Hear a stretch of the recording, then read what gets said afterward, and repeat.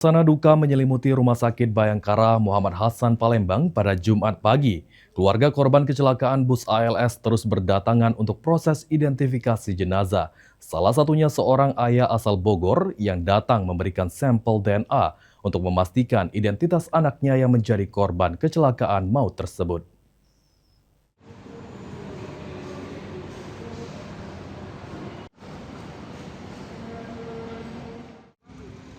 Dengan wajah penuh kesedihan, Gusti Pulungan, pria berusia 66 tahun asal Bogor, menjalani proses pengambilan sampel DNA di Rumah Sakit Bayangkara Muhammad Hasan Palembang.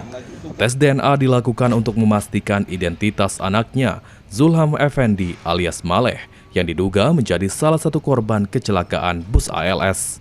Orang tua korban, Gusti Pulungan, mengatakan, pertama mengetahui anaknya menjadi korban dari kecelakaan ALS dari anaknya yang berdomisili di Medan.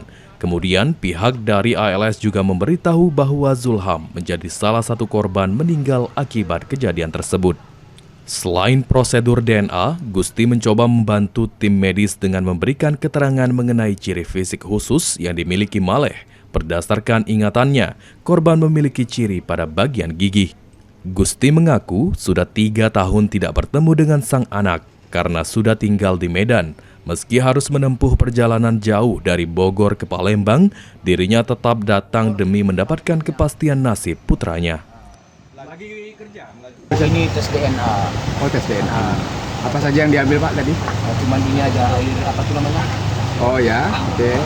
Darah ada Pak? Enggak, belum ada. Oh belum ada, itu saja. Itu Bapak sampai jam pagi? Jam 5-an tadi. Oh 5. Sama siapa Pak? Sama ini adik, terus ini keponakan, itu anak, ini anak. Oh iya. Berlima ya Pak ya? Ya, Naik apa Pak tadi Pak? bawa mobil. Oh Bapak dari Bogor? Ah. Dari Bogor, oke.